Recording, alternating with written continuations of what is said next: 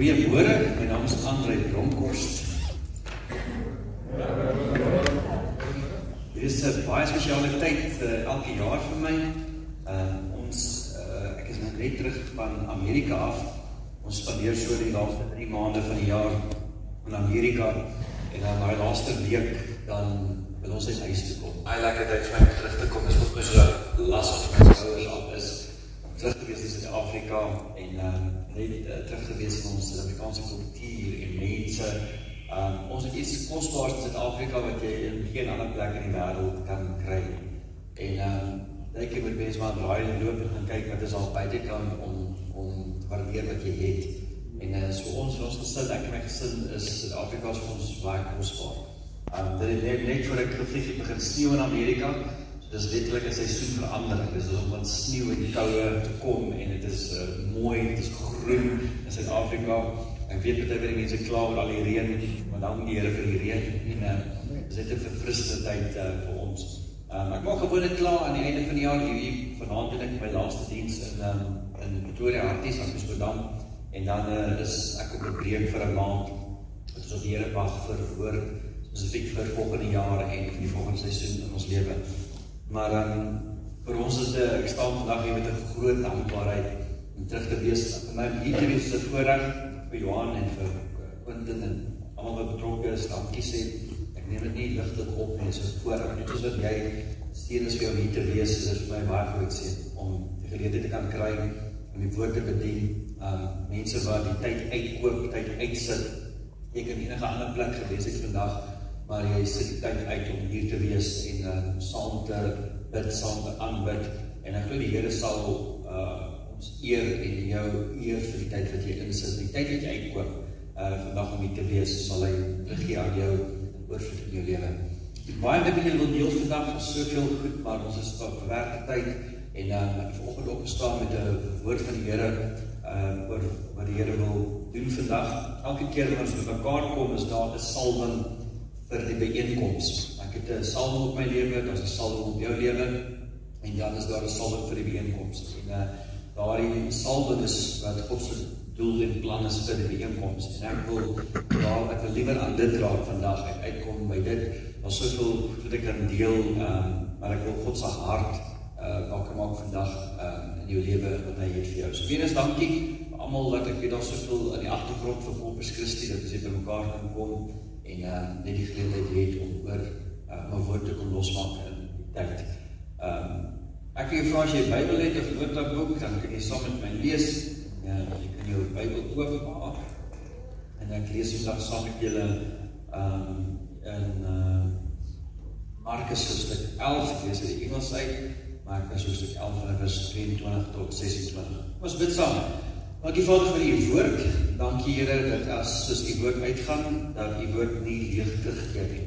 Here, ons eer u, dankie vir die teenwoordigheid hier, dat ons in u teenwoordigheid kan staan, u kan beleef, u kan hoor. Vader, ek bid oor hierdie dorp, ek bid oor hierdie omgewing, ek bid vir elke persoon hier vandag, wat in besigheid is, in bediening staan, huisvrou is, pa is, seun is. Ek bid vir elkeen hier vandag, en ek bid Here, kom raak ons aan, soos die woord sê in Efesiërs, dat u begin het, sal u klaarmaak. Ek bid dat u kom voltooi, dit wat u in ons lewe begin het, in Jesus naam. Amen. Ek het gisteroggend opgestaan en daar is Suid-Afrika se klomp dinge die laaste paar jaar, maar gisteroggend opgestaan en ek het vir die eerste keer weer 'n oop hemel gesien oor Suid-Afrika. En ek is so opgewonde wat Here besig is om te doen in die land. Daar's 'n paar goed wat Here my gewys het agter die agtergrond gebeur en ek is positief oor Suid-Afrika. Daar is skei wat kom, daar's baie groot ontwikkelings op die pad is, daar's klomp dinge wat op verskeie areas van ons land besig om te gebeur en ons hoop is nie in 'n politieke party nie, ons hoop is in God. En die skrif sê, bid vir jou leiers, maar hy sê nie vertrou hulle nie. En so, my vertroue is in God. Ek bid vir die leiers gesê, en ek bid vir die leiers wat God oprig in diening, geestelike leiers en ook leiers in besigheid. Maar hier is ons bron. En dit is my, sien dit oor deur my lewe, dat as jy in die wil van die Here is, dan is die seën van die Here op jou lewe. Maak nie saak waar jy bly in die wêreld nie, maak nie saak wat jou kultuurgroep op die agtergrond nie, as God se hand op jou is, dan seën hy jou ten spyte van dit. En dit is wat ek so, ek bemoedig mense baie sterk aan, ek het hierdie week klop oproepe, wat ek doen met mense wat besighede in verskillende lande plant en begin, en ek sê vir mense altyd dat jy kan net reageer op God se stem. Jy kan nie gedryf word deur vrees nie. Jy kan nie hardloop, en ek het soveel mense al gesien wat hardloop uit vrees uit, dan is dit ander land selfe probleem. En die hele wêreld op die oomblik is onstabiel. Daar is nie 'n plek nou wat stabiel is in die wêreld. Amerika is baie onstabiel op die oomblik. Daar's vrees in Amerika vir 'n derde wêreldoorlog. Dit is 'n intensiteit en mense vrees. Die ekonomie kry swaar in Amerika. Hulle het nog nie gedraai nie, al die besluite nie wat hulle gemaak het, sal tyd vat om deur te gaan. Maar brandstofpryse is op in Amerika, kos duur in Amerika, dit het nog nie deurgevoer nie. So daar's 'n vrees onder die mense oor wat kan gebeur. In Europa dieselfde, as gevolg van Rusland en Oekraïne wat aangaan, is daar vrees. En so plekke wat stabiel lyk vir ons, is daar's onstabiliteit. En jy kan nêrens heen gaan nie, die enigste ding wat stabiel is God. Niks anders. Dit kan baie gou verander.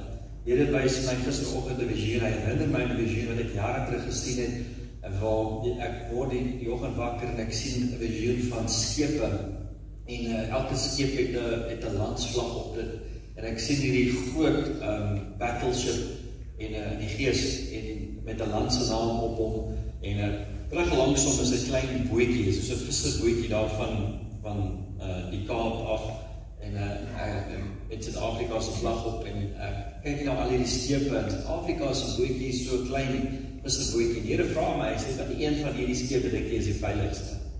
En ek sê, Here, definitief, hierdie battleship is definitief groter. En Here sê vir my, dinge is nie soos wat mense dink nie. Things are not as it seems. Daar's dit is in die agtergrond aangaan wat ons nie bewus is nie of sien nie, maar God se hand is steeds op Afrika, is steeds op Suid-Afrika. En as woord en beloftes wat God oor die land, miskien sien ons nie die volheid van dit nie, maar jou kinders en jou kleinkinders sal die oorvloed sien wat God se beloftes is vir Suid-Afrika in hierdie land. En so ek is betrokke in 'n klomp dinge. Ek werk met konings, ek werk met government, verskillende plekke, en daar's goed wat ek hoor en sien in die agtergrond, wat baie keer my negatief maak oor die grondgoed in die agterkant. Maar vir die eerste keer is daar weer net hoop vir my vir Suid-Afrika. En so ek sê dat ons staan weer oor 'n oop hemel, waar God kan kom beweeg, aanraak, en weer eens ons baie groot ontwikkelings wat kom Suid-Afrika toe, verskeie areas, die ekonomie gaan omdraai, die rentekoers gaan afgaan, en daar's 'n wonder in die pipeline van ons land. Ek wil jou aanmoedig, as die Here nie jou 'n woord gee nie, om versigtig te wees die besluit wat jy maak. Ek het volgende na toe gery van Pretoria af, en ek het geweet waar die N4 is, maar ek het so 'n paar strate vat en leer kom en hom uitkom, en ek het my GPS afgesit en hy het my gelei vroeg vanoggend, geen verkeer, net hierdie paadjie, daai paadjie op die N4, en die Here sê vir my, die Heilige Gees is soos 'n GPS in ons lewe, en hy wil ons lei, en op baie vat wat vir ons onbekend is of onseker is, maar hy bring ons uit by die bestemming waar ons moet wees. Ek my eie wil gevolg het ek nie die een verdwaal en verkeerde plek geëindig, maar ek het met vertroue daai GPS gevolg dat hy vir my uitkry waar my wees. En net so is die stem van die Heilige Gees in ons lewe besig om ons te lei en ons uit te bring by die bestemming wat God vir ons het in ons lewe. In Markus hoofstuk 11 vers 22, daar's baie beginsels in die skrif en mense hoor 'n skrif en dan hardloop hulle met 'n versie of iets buite konteks. En Markus 11 vers 22 is soortgelyk. Hy begin Markus 11 vers 22 en sê, I say I have faith in God. Jesus answered, I say, truly I tell you, if anyone says to this mountain, go throw yourself in the sea, and does not doubt in their heart, but believe that what they say will happen, it will be done for them. So therefore, I tell you, whatever you ask for in prayer, believe that you have received it, and it will be yours. Wat ook al jy vra in gebed, glo dat jy dit reeds ontvang het, en jy sal dit kry. En ons hoor hierdie skrif baie, dat as jy vir hierdie berg sê, skuif, dan sal hy skuif. En dit praat nie net van 'n fisiese berg nie, maar simboliese dinge in ons lewe wat beperking bring, wat weer die spoed en die momentum in jou lewe breek. Hy kom in Markus en hy gee ons die opdrag. Hy sê, Jesus answered, truly, I tell you, if anyone, hy praat nie van ouderdom nie, hy praat nie van kultuur nie, hy praat nie van jou teologiese agtergrond nie, jou kennis nie, jou openbaring nie. Hy sê, if anyone says to this mountain, go throw yourself in the sea, and does not doubt in their heart that believes what they say, it will happen, and it will be done for them. Therefore, I tell you, whatever you ask for in prayer, believe that you have received it, and it will be yours. Dit is 'n skrif wat ons baie lees, baie gebruik. Ons ken hierdie skrif, maar ek wil jou vat na die skrif daarna, vers 26. Vers 26 sê hy, and when you stand to pray, if you hold anything against anyone, forgive them, so that your Father in heaven may forgive you your sins. Ek wil jou vra vanoggend, dink jy dat ons vermoë om berge te skuif kan gekoppel wees deur ons vermoë om te vergewe? En so hy sê dat ek gee jou hierdie krag en autoriteit om berge te skuif. En wat ook al jy vra, maar dan gaan hy aan en hy sê, as enigiemand staan en jy het enigiets teen iemand, vergewe hulle eers. En wanneer ons vergewe, dan eweslik stap ons in hierdie bonatuurlike krag waar jy berge kan skuif. Ek kyk na mense se lewens vandag en ek sien mense wat berge skuif, wat oor omstandighede praat en wat autoriteit neem, en ek sien die vrug in hulle lewe. Dan sien ek ander mense wat niks skuif. Ek het sulke tye in my lewe ook waar dinge gebeur het. Dinge val net in plek, het vat nie baie moeite nie, ek hoef nie hard te werk of hard te stoot nie, het val net in plek. En dan is daar tye waar dinge net wil uitwerk, waar daar 'n droogte is, waar die parkering gaan net nie oop nie, voel of alles is teen my, niks werk uit nie. En in oomblikke soos dit, is dit tye wat ek myself ondersoek en vir myself vra, het ek enige onvergewingsgesindheid in my hart? Is daar iets wat ek dra oor wat gebeur het of waar ek is, wat my beperk om die bonatuurlike te funksioneer? Ek wil oor iets praat vandag en dit is 'n harde woord, dit is 'n woord wat ons 'n idee het of gekoppel is aan, en ons sien dit net as demonies of as donkerheid, maar ek wil 'n woord vat en dit oopbreek vir jou vandag en jou help om die ding te werk. En dit is die woord witchcraft. Ons dink as ons praat van witchcraft, dan dink ons dadelik dat dit is iewers waar sataniste of waar duivels mee besig is. Maar dit is iets wat vandag 'n realiteit is in huwelike, 'n realiteit is in besigheid en ook 'n realiteit is in die kerk. Daar's 'n stelling wat iemand gemaak het, gesê as die vyand die kerk nie kan stop nie, dan sluit hy aan by die kerk. Dan word hy lidmaat, word hy deel van dit. Dan begin hy om van die binnekant af verwoesting te bring. Selfs met 'n besigheid, as die vyand 'n besigheid nie kan stop nie, dan raak hy deel van dit.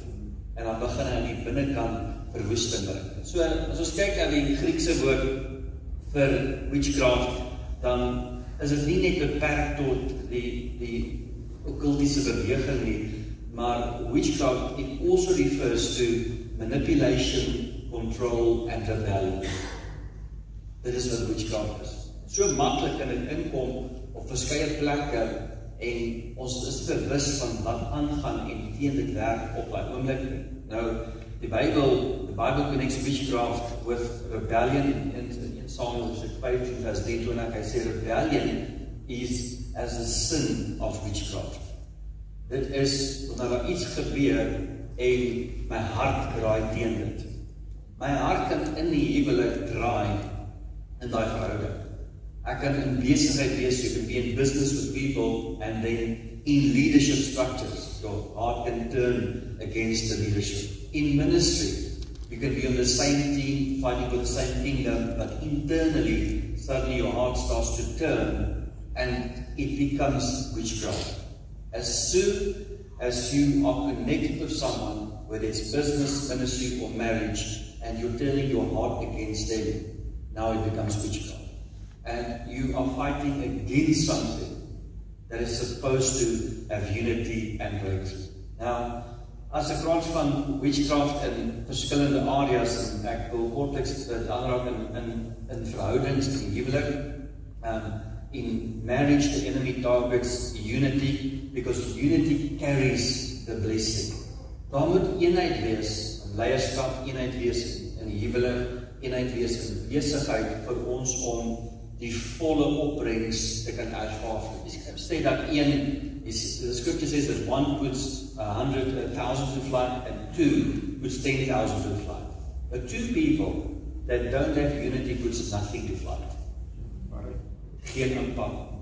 And so, dit is nie net, it's not just the fact that we are two people on that team or leadership.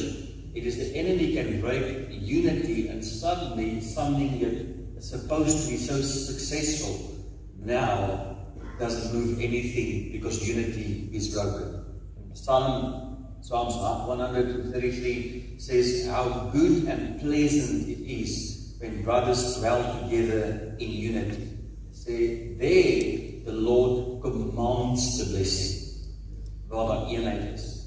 Suddenly God commands the blessing. In business, and so if I talk about what witchcraft means in the marriage, witchcraft in the marriage means that there's control, there's manipulation in that marriage, people withhold affection to punish the other person, passive aggressive behavior using emotions as a weapon, consistent rebellion against agreed roles, division and accusation. Now these open doors for the enemy to influence the relationship. Ek het soveel keer in my lewe beleef dat daar is 'n atmosfeer in die huis. En om die eenheid te beskerm, to protect the unity, we have to come into agreement. Die feit dat jy getroud is, beteken nie dat jy gaan altyd eenheid hê. We have to come into agreement in a marriage. Ons moet sit en mekaar ontmoet op 'n plek. En sê, dit is hoe jy dit sien, dit is hoe ek dit sien, en so kom ons beskerm die eenheid, en let's get into agreement, let's get into unity, so that this does not become witchcraft, and we starting to manipulate and fight one another, and suddenly put nothing to flight. In business, Paul warns about selfish ambition, and he says that it is the root of division.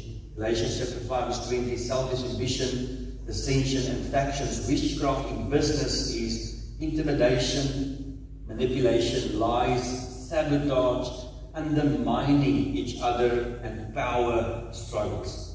Dit is my baie belangrik dat in besigheid van op verskillende vlakke, dat 'n leierskapvlak, dat daar eenheid is, en dan ook verder af.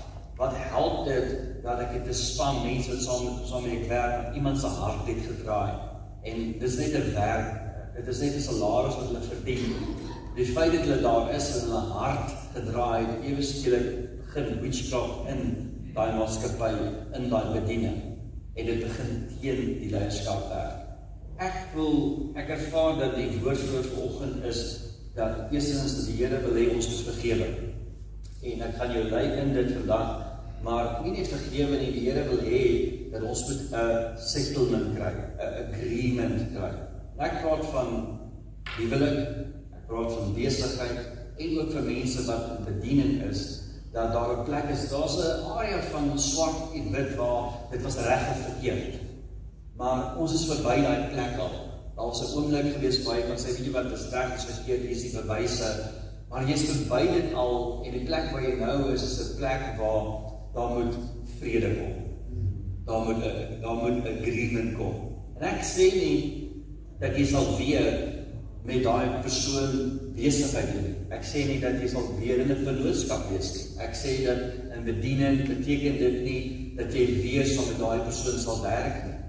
Maar ewe skielik staan ek in die teenwoordigheid van die Here en ek het berge skuif, maar hy sê, voor jy berge skuif, vergewe. En ek moet dit doen, nie of dit reg verkeerd is nie, maar dit is besig om my te beperk en terug te hou van wat God in my lewe wil doen. En dit begin die seën van die Here weerhou. Dit begin opdroog as gevolg van daai onvergewensgesindheid.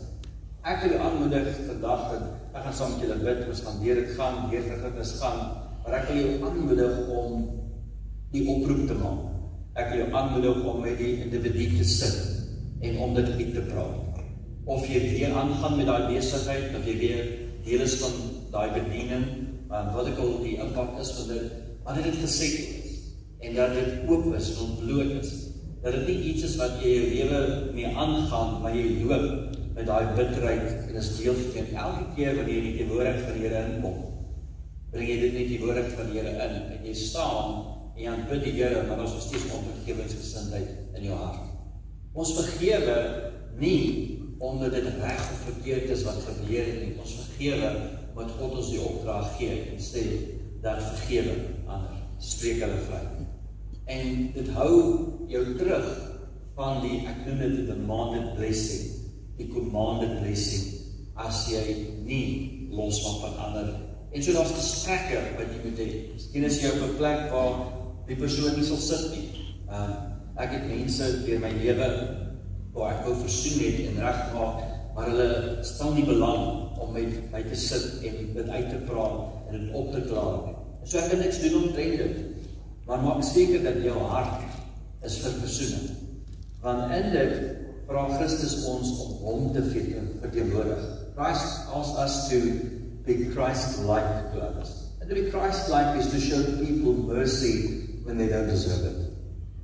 Ek was in 'n restaurant gewees gisterand en die waiter, my vrou het haar mooiste dierste rok, nie spesiaalste rok, wat sy ooit het aangehad, en die waiter maak 'n fout en hy gooi hele koppie koffie oor my vrou uit. En hy spring op, hy so jammer, en my vrou het die restaurant verlaat, want haar beste rok is verwoes. En hier sê vir my, ek lê met R500 in sy lewe insaai. Ek haal R500 uit, ek gee dit vir hom, en hy sê, ek kan nie dit ontvang nie. Hy sê, ek julle het nie so die koste betaal, julle kan gaan. Ek sê vir hom, nee, ons moet goed doen aan ander, want hulle het nie verdien. Jy het opgeneem, nou, ek gaan vir my vrou 'n nuwe rok koop, maar in elk geval, ek het nodig om die ding nou aan te spreek, voor dit sol.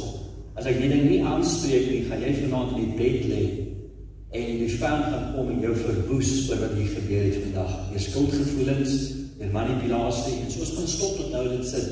Sal dit nie meer opkoop vir haar, maar maak jou vry van wat net gebeur het. So ek gaan die kos betaal, maar ek wil jou ook bless en jou seën, en jy uitstap, en daar is vrede. En so ons het nodig om so gauw as ons kan, reg te maak en te restoreer. Ja, partykeer vat dit 'n week, dat jy hierdie goed moet werk, en net op die oomblik is emosies oral, en dit moet net gekalmeer word. Maar ons kan nie dit uitstel, dat dit jare word, en maande en jare begin word, en jy kom elke Sondag in die woordigheid van die Here in, en jy is nie ontvanklik om alles te ontvang wat God vir jou wil gee nie, as gevolg van daai onvergewensgesindheid. Dus hoekom hy sê, voordat jy net iets doen, vergewe. Ek staan elke oggend op, en ek vergewe. Dit is 'n leefstyl wat ek leef. Nie omdat ek wil nie, nie omdat ek kwaad word nie, nie omdat mense my onregverdig hanteer nie, maar omdat ek 'n vry lewe wil, en ek wil regstaan. En so ek staan vir versoening. Ek is oop altyd vir versoening.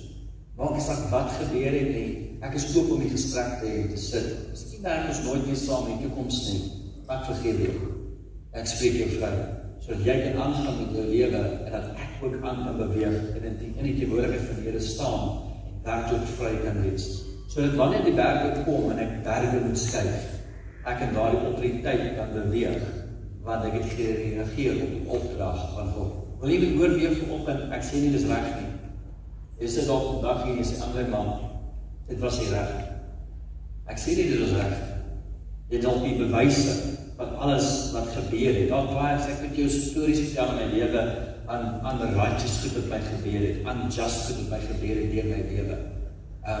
Goed wat net geen rede, dinge wat gebeur het. Ten spyte van dit, moet ek aangaan, ek moet aanbeweeg. Ek kan nie daar bly staan met die bewyse in my hand en wag. Dit is soos die van julle wat al in die hof was, weet hoe daai saak jare van jou vrede gesteel het. As jy geweet het 5 jaar daarna, wat die werklike pryse gewees het, op jou gemoed, op jou geluk, sou jy vir hulle net gesê, weet julle wat, los dit net, gaan dit aan. By ewe skielik, hou jy vast na die ding, en jaar na jaar, elke keer werk het al die emosies weer een keer op, elke keer gaan jy deur die hele gebeurtenis, elke keer is die woede weer daar, jy moet weer staan, en weer weg. Paaslik en lang wil dit laat gaan. Dis nie meer die moeite werd. My geluk, vrede op my lewe, kan geld nie koop nie. God kan altyd iewers anders, 'n ander fontein oopmaak.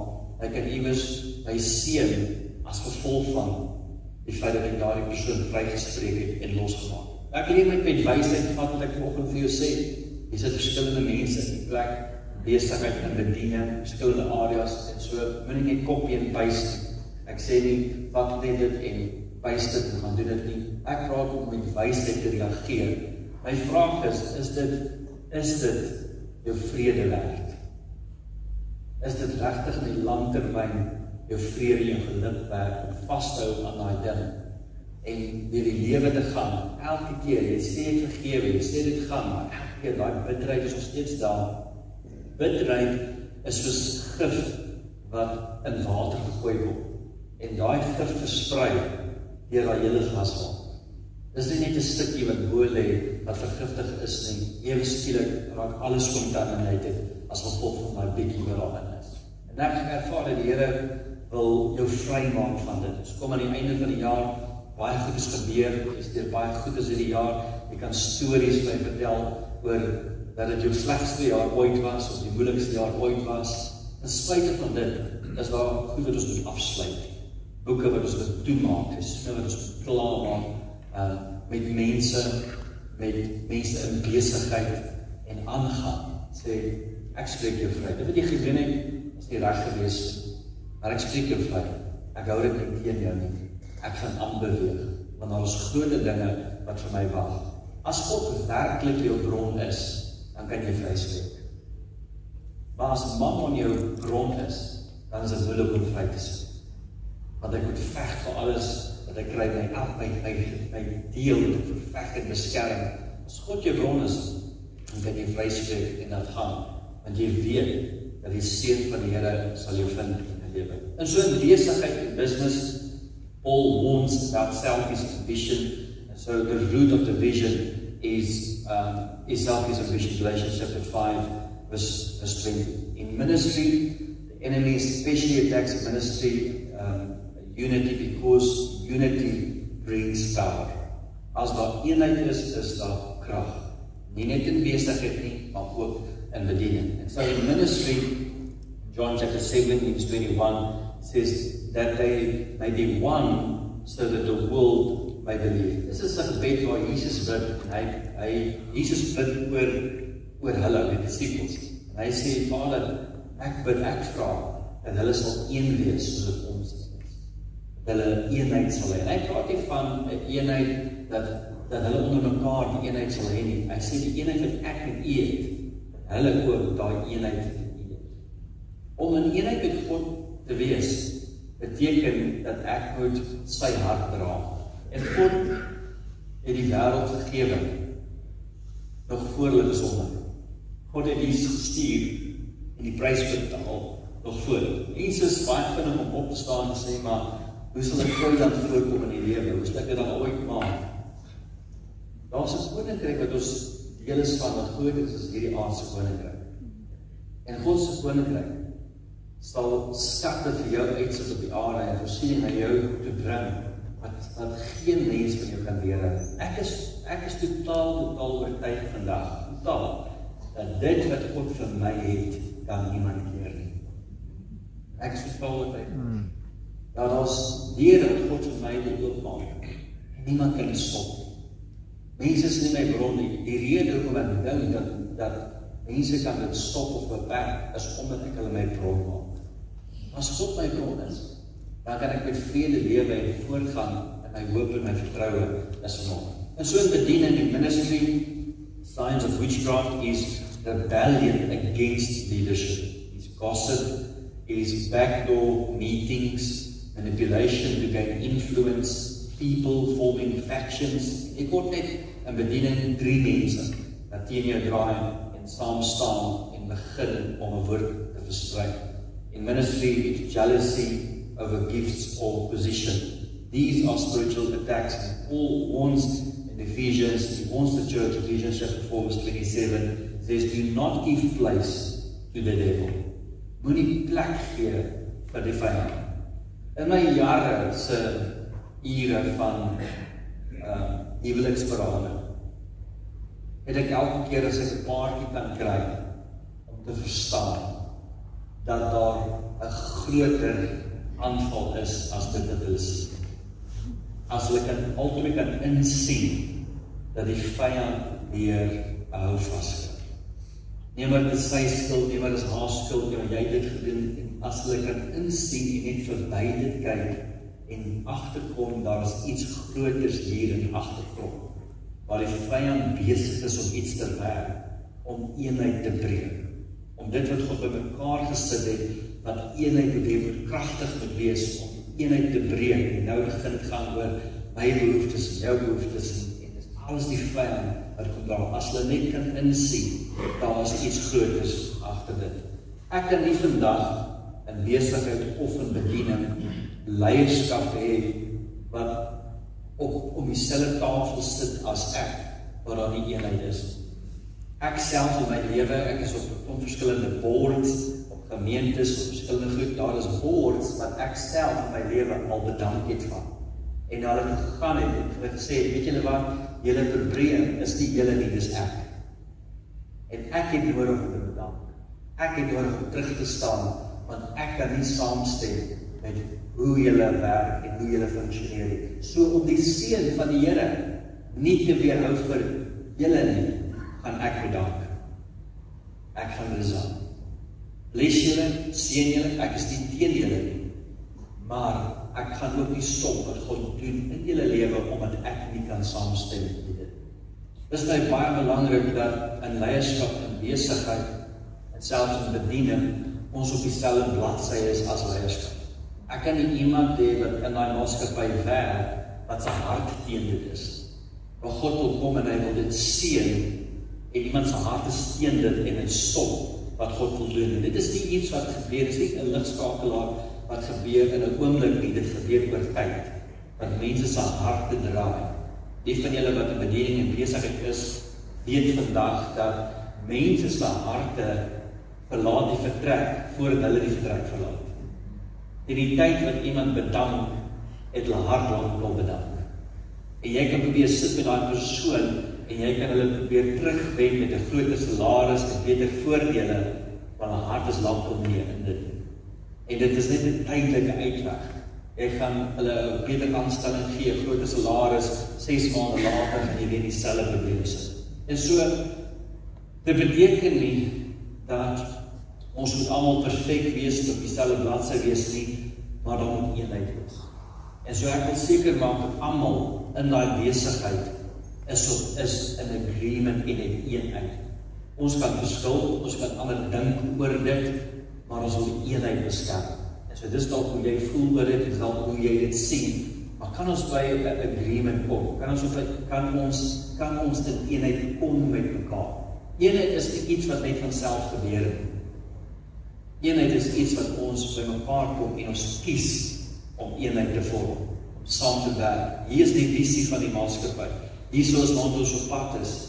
En so kom ons kom in agreement dat hierdie visie seën ons almal, bedraak ons almal. Selfs in die gemeente, op leierskap vlak, kan mense se harte dra en dit kan verwoesting in 'n gemeente bring. Dit is witchcraft wat agteraan werk, maar God wil iets doen in daai leierskap en in daai gemeente, as gevolg van die leierskap wat die eenheid het, en sy harte teen mekaar is, het ons nodig om sleutel te bring. Dis iets wat vir my baie ernstig is. Ek speel nie met dit. As ek op 'n plek instap en daar is 'n eenheid nie, kan ons niks doen nie. Ons kan niks bereik. Vir my wat ek doen, ek bedien verskeie gemeentes in die wêreld en daar is iets wat ek moet kom losmaak in 'n gemeente en ek kan niks losmaak as daar nie eenheid is. Leierskap in 'n gemeente bepaal wat mense kan ontvang in daardie gemeente. As daar nie eenheid is in leierskap nie, is daar toeteer na die gemeente toe. Maak nie saak wie preek nie, maak nie saak hoe goed die woord is nie, of die openbaring is nie, die gees van die Here is beperk om mense aan te raak, omdat eenheid gebreek is. En dieselfde in besigheid. Dit is nie 'n ander plek nie. In 'n besigheidsrol funksioneer jy in daai besigheid as die hoof van daardie besigheid, of as 'n werker in daai besigheid. Maar as daar nie eenheid is nie, kan die Here nie kom en daai besigheid seën ten volle in wat hy werklik wil doen. So ek wil jou aanmoedig om eenheid te beskerm en om in eenheid te kom. As jy op 'n plek is waar jou hart gedraai het, is daar een van twee goedes, of jy moet in eenheid kom of jy moet ander beweeg. Ek wil nie die een wees wat witchcraft veroorsaak in 'n maatskappy of in 'n bediening, omdat ek nie saam, in voor hulle sê ja, ek is in, as ek die vertrek verlaat, is my hart liefde. En ek stem nie saam met hoe hulle dit bestuur, hoe hulle doen. Die skrif praat daaroor, hy sê, ons kan nie, you cannot be unequally yoked. Speel osse, wat een trek in daai rigting en die een trek in daai rigting in. En ewe skielik is daar nie groei nie, as gevolg van eenheid wat gebreek is. Dit is 'n aanval van die vyand, wat wil iets kom verwoes, wat so mooi en rein is, en hy wil kom en hy soek 'n oop deur, en hy wil verwoesting gaan bring, en as ek dit toelaat, sal dit al hoe erger begin raak na 'n plek. En so breek ons dit, how do we break modern witchcraft in marriage, business and in ministry? We guard unity. Ephesians chapter 4 verse 3 says, make every effort to keep the unity of the Spirit. Make every effort. Dit beteken nie, ek los dit maar net en gaan maar aan en hopelik kom dit reg eendag nie. I make every effort. Ek en jy stem nie saam nie. Hoe kan ons 'n ooreenkoms bereik? Ek stem nie saam hoe jy dit doen nie, en jy stem nie saam hoe ek dat doen nie. En so, hoe kan ons mekaar ontmoet op 'n plek en sê, hier wat, ons kom in eenheid. Want ewe skielik sit ons niks te vlug nie. We are not putting anything to flight, because there's disagreement. En dit gaan nie, die seën van die Here is beperk, kan nie vloei as gevolg van die brug wat ons besig is om te breek. En so ek kies om in eenheid te kom. Dieselfde in die huwelik. Daar's tye dat jy nie gaan saamstem met jou man oor hoe hy dinge bestuur doen, daar's tye dat jy nie gaan saamstem nie, maar ek kies eenheid, hoe, of is ek reg of verkeerd. Sodat daar eenheid kan wees en die Here dit kan seën wat hy wil doen. We also break modern witchcraft through speaking the truth in love, om die waarheid te spreek, maar in liefde. Ephesians chapter 4 verse 15 says, speak the truth in love, om te sit met 'n persoon en om daai gesprek te hê. Wanneer jy in 'n situasie is waar iemand iets unjust of unrighteous teen jou gedoen het, hulle weet dit. Jy het die bewyse, jy het die bewysstukke en so, jy weet dat jy is reg en hulle is verkeerd. Omdat hulle unjust was, sit dit hulle onlangs in die vermoë waar hulle nie kan restoreer nie, want hulle was verkeerd. En hulle het die vermoë nie om reg te kan maak as gevolg van die skuldgevoelens. En so in daai plek het ek nodig om die waarheid in liefde te spreek, deur uit te reik na hulle toe en te sê, kom ons maak reg. Dit wat jy gedoen het, was nie reg gewees nie, jy het verkeerd opgetree in dit, maar ons het nodig om aan te bid. Dit help nie, ons maak op by elke kerkdiens, en die een persoon sit in daai blok, en die ander in daai blok, en jy probeer die Here aanbid, maar terwyl jy hom aanbid, dink jy aan alles oor hoeveel skade daai persoon weer gemaak het in besigheid en in bediening. Ons is nodig om reg te maak en vrede te maak. Maak nie saak wat die koste is.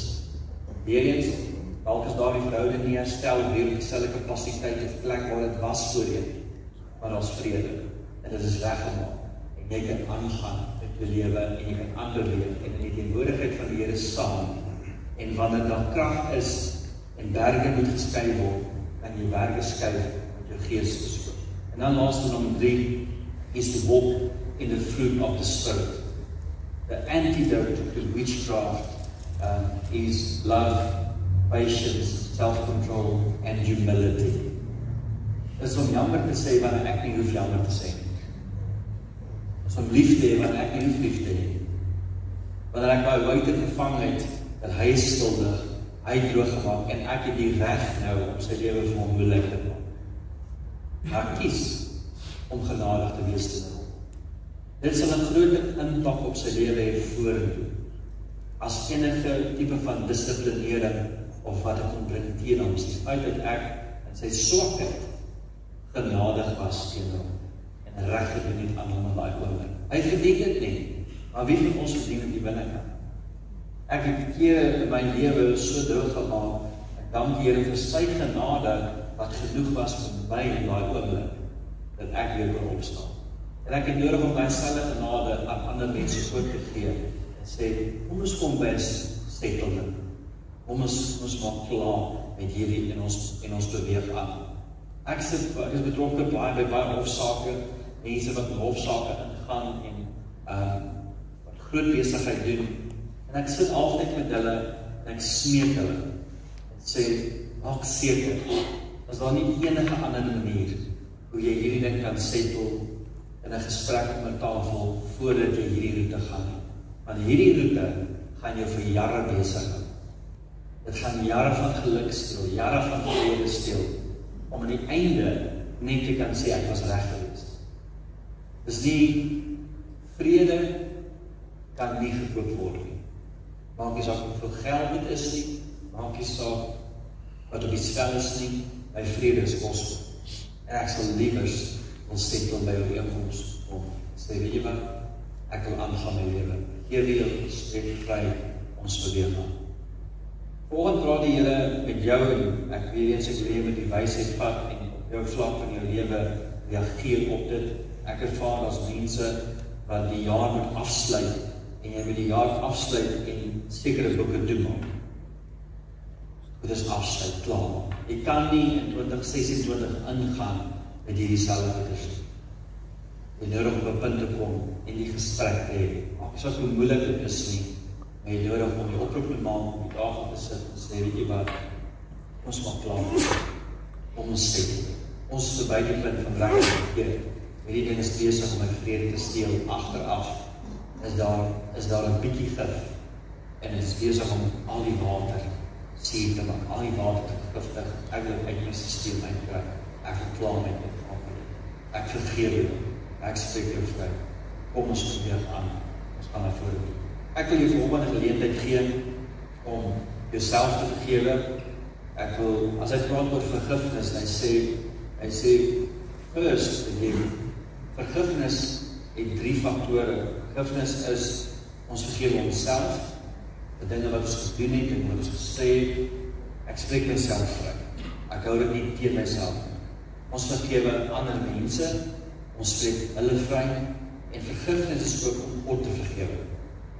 En die vyand kan dit teen my draai en David praat oor in Psalm en dan sê David, hy sê I've made peace with God. Het vrede gemaak. Die vyand kan kom en sê maar hoekom het daai goed met jou gebeur? Is jy deur dit? Jy het nou alles gedoen wat reg is. Jy het jou tiende gegee.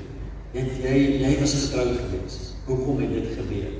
Eweslik waarmee jy Here vir iets wat jy leer is en dit steel 'n verhouding by jou wat jy kon gehad het. Die Skrif sê dat alles werk in goeie mee. Die Skrif sê nie dat God het dit begin nie. Hy sê maar hy het alles in goeie mee.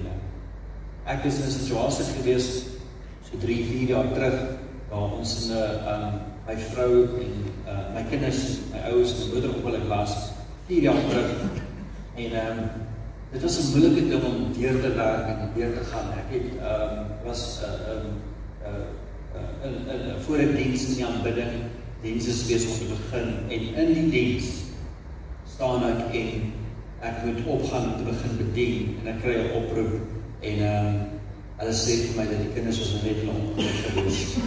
En ons staan in daai plek en ons weet nie wat om te maak nie. Ons sterf van die kinders af, ons kan nie wel uitkom nie, en dit is net chaos in ons lewe. Op 6:00 die aand, ek het die laaste vlug gemis uit, al vlieg ek terug huis toe. Volgende vlug is die volgende oggend. Ek gaan eers laat die middag terug wees by die huis. Al klim ek in die kar en ek ry 6 ure se ry, so ek gaan dit nie maak nie, weet ons steeds die vlug van die volgende oggend. En so, ek sê vir die pastoor, hy sê, André, ek sal verstaan as jy die diens wil kanseleer, en ons wil jou help, dat jy terugkom by jou gesin. Ek sê vir hom, weet jy wat, ons gaan die diens doen, ons gaan vorentoe gaan. Ek sê, maar een ding wat ek jou vraag is, niemand sê wat aangaan. En die diens gaan aan, en die diens begin, bedien die mense, bedien die woord, bedien die mense profeties, maar dit is moeilik. Ek is besig om die trane te veg, om die terug te hou, ons weet nie wat aangaan, ons weet nie wat die uitslag gaan wees, ons weet nie, ons gaan 'n storm in, en is onbekend. En ons gaan deur dit, en volgende oggend vat ek die vlug terug, en na die middag kom ek by die hospitaal aan, en ek stap by die hospitaal aan, en die eerste nuus wat ons kry, 'n groot span wat ons ontmoet, en hulle het al die bewysstukke en al die navorsing gedoen, en die Here sê, dit ontmoet ons, hy sê vir my, André, ek en my vrou is daar, hy sê, ek wil nie praat oor 'n ernstige ding, hy sê, ek wil jy moet verstaan, dat nie een van jou kinders sal ooit weer kan loop, as gevolg van dit. En so ek wil jy met jouself regmaak vir dit. Hy sê vir my kind is nie so oud as jou kind. Hy sê so, ek wil jy moet regmaak, jouself voorberei, vir wat nou gebeur. En ek sit daar so, en die vrede van die Here is op my. En hy sê, hoor nie wat ek sê nie, verstaan nie wat ek sê nie. Ek sê, nee, ek hoor wat jy sê, ek hoor. En ek stap in die hospitaal, en die kinders is in ICU weer die dag, volgende oggend gaan hulle in vir operasie. En die nag is ek daar, en die Here praat met my. Jesus praat met my direk. Hy sê vir my, wie se skuld is dit? En omdat hy my vra wie se skuld dit is, begin ek dink daaroor. Ek dink, wie se skuld is dit? Die eerste ding wat opkom, en ek sê, miskien is dit my skuld. Miskien moes ek net die kinders saam my gevat het, die naweek. Miskien moes dalk is dit miskien is dit my skuld. En ek dink, maar miskien is dit die drywer se skuld, miskien is dit daai drywer se skuld, miskien is dit is wat gebeur, want ons deur 'n storm gaan in ons lewe, dan moet ons iemand blameer. Iemand moet die skuld kry. Dan seker 'n mate van ontferming wat ons kry, wanneer ons die blame op iemand sit. As iemand die gewig kan vat en vir ons. En so ek sit en ek werk hierdie goede so, miskien is dit nie, miskien is dit daar, miskien is ek hierdie doen. En in dit, sê Jesus vir my, direk, hy sê, ek sal die skuld vat. En toe hy dit sê, as gevolg van my verhouding met hom, toe hy dit sê, voel ek hoe bitterheid van my lewe aflig. Iets wat die vyand in my lewe kom sit, op daai oomblik, al hierdie vrae, al hierdie goeders, ek wil iemand blameer, iemand die skuld gee, as gevolg van my verhouding met hom, hy sê, ek sal die blame vat, want ek het aan die kruis gesterf. Ek het almal se sondes, te kort op my gevat. Ek sal die blame. Toe hy dit sê, voel ek die bitterheid net van my dag. Helemaal. Het is steeds 'n storm, het is moeilik om deur te gaan, maar die Here het tyd met 'n deel net enige as lekker dokumentêr wil maak, die details van alles. Maar volgende oggend kom hulle om die seuns kom haal en te vat vir operasie. En in kort, die neurosurgeon kom in, hy sê iets is hier reg. Hulle neem weer ekstrale en hy kom uit en hy sê, daar's niks fout met hulle. 3 dae later is ons terug by die huis. 3 dae op, terug. Blauwkolle, bruises en dit. Maar van by die hospitaal instap en sê, dit sal nooit weer loop nie. Tot op 'n plek waar, by die huis, dit is nou 3-4 dae later, en was nie 'n werk nie, daar is niks nie. Alles is uitgewerk. Dank Heer. Ek kon geloop het nog steeds met bitterheid in my hart. Maar hoekom gebeur het? Ek onthou toe ek by die hospitaal instap, onthou ek die vyand sê vir my. Ek stap in by die hospitaal, die vyand sê vir my. Hy sê, jy doen die werk van die Here en dit is hoe hy na jou kyk. Ek het nie in 'n kroeg gesit en drink. Ek het op die verhoog ingestap om mense te bedien vir die plaas. Al hierdie vrae, al hierdie goeders. Maar hy kom en hy van die naam en maak my vry.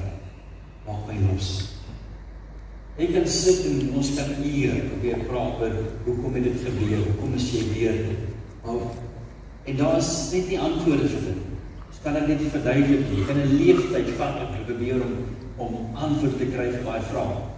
Dit is hier vandag om weer te sê, jy het nodig om aan te beweeg. Jy het nodig om daai boek toe te maak.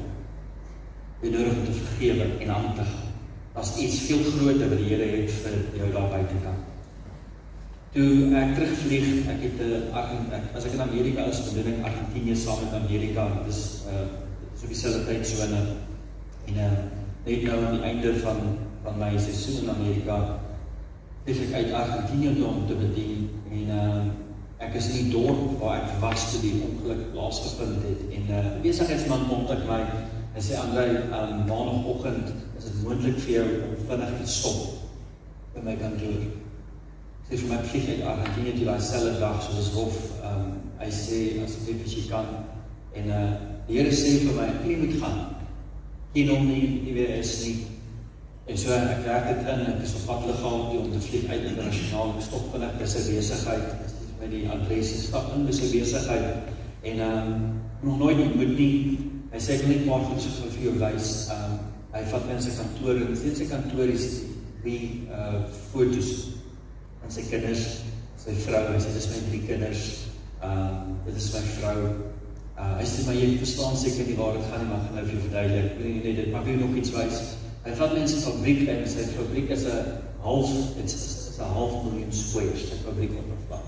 Hy verkoop karparte en enige kar wat jy kan aandink, en is alles robotics, is rakke en rakke, lyk soos 'n makula binnekant, dan bestel iemand 'n part van die internet af, dan gaan daai robot kry die part van die rak af, sit dit in 'n boks en ship dit uit 24/7. En hy vat my deur die fabriek en wys my hoe die operasie werk. Wys om te sien en te beleef. En ons gaan terug na sy kantoor toe en hy sê, ek wil verduidelik wat hierdie is en wat hier aangaan. Hy sê, hy noem die datum. Toe die datum noem, toe ek onthou dat iets gebeur op daai datum is, ek kan nie die detail onthou nie, maar hy noem 'n datum en ek kom agter, dis die dag die ongeluk gebeur. Hy sê, André, daai dag was ek in daai diens gewees. Ek en my vrou is besig om te skei. Hy sê, ons is nie in daai gemeente nie, ons is net daar opgeëindig. Hy sê, want daai dag in daai diens het die Here aangegaan.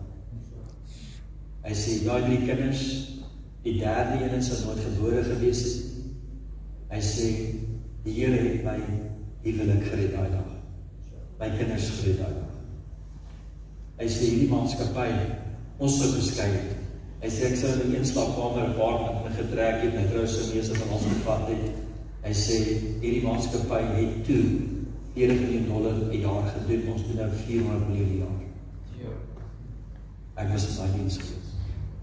Ek wil net dankies vir dit wat daar gebeur. Ek sê vir hom, ek kan nie eens onthou nie. Ek sê, ons het ook goed aangegaan het op daai oomblik. Ons het rondgeskarrel en dit, ek weet eens wat die gesê het, nie eens so wat ek gepreek het daai dag nie. Maar die Here kom in daai storm en hy raak iemand se lewe aan. En ek stap daar uit en die Here sê vir my, is siele nie die moeite werd. Is mense se lewens nie die moeite werd. Dat in die midde van my storm, kom hy en hy, in die midde van dit, is God besig steeds om ander mense lewens aan te raak en te restaureer.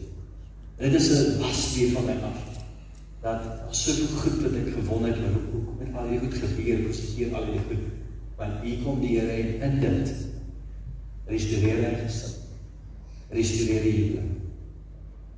Steene besigheid, kom doen iets bonatuurlik in die midde van dit. Die vyand wil jou stem stil maak. Die vyand wil jou kry, terug te staan, weg te hardloop.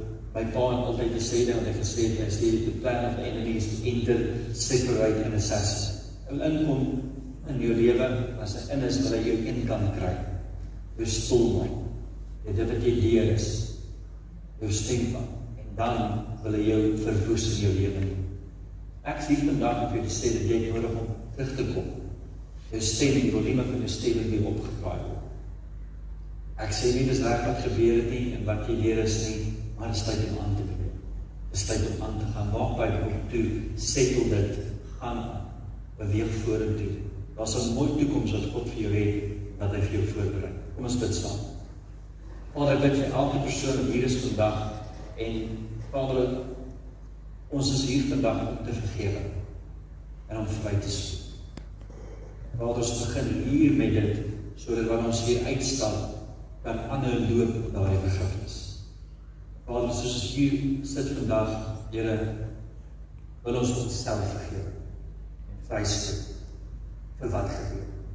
Enige blaam wat ons op onsself gesit het, en net nie kan aangaan oor dat ek so stupid, hoekom het ek dit gedoen, hoekom het ek dit gesê, as ek dit net nie gedoen het, as ek dit net nie gesê het, mense kan my woorde terugtrek, ek vergewe myself vandag, ek spreek myself vry. Vader, so ander vryspreek, wat ongerechtig was, ongerechtigheid, unrighteous teenoor ons was, dinge gedoen het, wat ons benaam het, mense wat ons vertrou het, mense vir wie ons die goedste was in ons lewe, die meeste vir gedoen het, wat omgedraai het en ons die seerste gemaakt. Vader, ons vergewe en spreek hulle vry. En Vader, vandag wil ons U vryspreek. Here, ek vergewe U vir enige iets wat ek teen U gehou het en U kwaadlik geneem. Oor hoekom het U dit toegelaat? Hoekom het dit met my gebeur? Kon U dit nie verkeerd het? Here, ek spreek U vry en vergewe U vandag, sodat ek kan aangaan en in volle oorwinning kan leef. Ek bid, Here, dat vandag 'n vertrekpunt is, sodat soos ons hier vergewe, hier kan uitstap en ook ander kan vergewe en die gesprek kan hê om die oproep te maak, om aan tafel te sit en sê, ek wil versoen. Ek is ook vir versoening. Ek wil reg, sodat jy kan aanbeweeg en ek kan aanbeweeg. En ons in die teenwoordigheid van die Here kan staan met oop harte. Ek bid, Vader, vir die boldness en die vermoë om uit te kan gaan en reg te kan maak. Ek vra Here dat U dinge so opgestryd op en in plek sit dat dit moontlik is om dit te kan doen. Waar situasies is wat dit onmoontlik lyk vir restaurasie op plaas te vind, dat ons kan sit en kan regmaak en kan aangaan. Bid dit in die naam van Jesus Christus. Amen. Vandag is 'n swaar woord. Ek leef met genade ontvang. Ek het kompassie. Ek gaan self, ek leef dieselfde lewe wat almal lewe. Ek gaan deur dieselfde goed. Maar ek weet wat die krag is van vergifnis. En die Here het my hierdie ding oopgemaak vir my en ek sê, André, jy kan nie berge skuif as jy om vergifnis maak. En vir jou die volle autoriteit in te stap, het jy nodig om te vergewe. Dit is nie opsioneel nie. Dit is nie net 'n opsie nie. Dit is gehoorsaam om te vergewe. En ek moet uitstap en gaan regmaak. Die ander persoon gaan nie regmaak. Hulle gaan nie vergewe. Ek gaan opstaan en die leiding neem en sê, ek wil regmaak, kom ons maak dit klaar. Ek bid dit vandag 'n plek is van versoening, dat jare vorentoe in jou lewe, vandag 'n vertrekpunt sal wees, waar jy terugkyk en sê dat daai dag die dinge gedraai. Enige lyn wat op bediening is, of beweeg of besigheid is, dat die strome weer oopgaan, dat daar nie beperking is.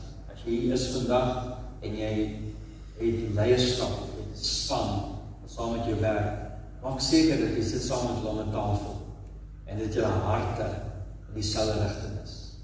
Dit beteken nie hulle stem 100% saam nie, maar maak seker hulle harte is goed daar. Hulle harte is nog steeds in dit. En daar nie witchcraft agteraf is nie, en besig is waar hulle teen mekaar spreek. Die Here wil dit seën, maar iemand spreek teen dit. Wil nie daar wees. As hulle nie hulle harte kan verander nie, dan het hulle nodig om aan te kyk. Daar is iewers anders waar die Here hulle gaan seën, en hulle stel ook die seën terug op hulle lewe. Ek was in Singapore gewees, klompie jaar terug, en het 'n basis, militêre basis besoek, en ons 'n sessie wat was van dit daar, en een van die leiers sê, daar's 'n tyd gewees waar hulle die military uitgestuur het om verskillende oorloë te veg. Hy sê, en toe is daar 'n tyd van vrede, en die hele taakspan kom terug Singapore toe. Hy sê, hulle sit in die kamp vir 6 maande, hy sê, na 6 maande begin al goed gebeur in daai kamp, en hulle daar begin gevegte uitbreek, daar begin goed gebeur daar, en hulle kom en roep hulle mekaar, en hulle sê, ons het 'n missie nodig, maar as ons nie 'n missie het nie, dan gaan ons mekaar vernietig. En so het 'n maatskappy 'n missie.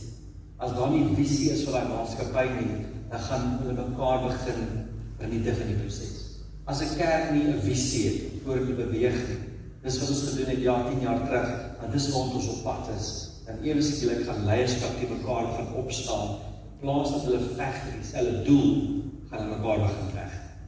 En so, dis belangrik in besigheid, dat daar 'n visie is, en almal verstaan. Nie net die leierskap nie, maar selfs die dame wat koffie maak, moet verstaan wat is sy deel van. Sy maak nie koffie nie, sy is deel van 'n groter projek. Hy is omdraai in 'n maatskappy wat water skoon maak, hulle bou rioolstelsels en suiwer water. En hy roep 1 keer per jaar, en roep hy al sy staf in, en hy het 'n ou welder daar, van die beste welders, van die ou werk vir hom, en hy roep hom altyd in, en sê hy vir hom, wat se werk doen jy? Sê die ou, ek weld. Sê nee, jy weld nie. Wat se werk doen jy? Nee, ek weld. Nee, jy weld nie. Jy maak water skoon. Dis wat ons almal doen. Maak nie saak wat jou struktuur is, of waar jy funksioneer nie. Dis wat ons regtig doen. Hulle het nodig om met hulle harte in te koop. Selfs in bediening. Ons bou die koninkryk. Ek is nie net 'n musiekant of 'n klankman nie. Ons bou God se koninkryk. Dis die missie. Bou God se koninkryk saam. Of ek staan en preek, watter ook al vlak ek funksioneer, ek is deel van 'n groter preek. Amen. Ons het so 'n bietjie tyd oor, so van julle bedien.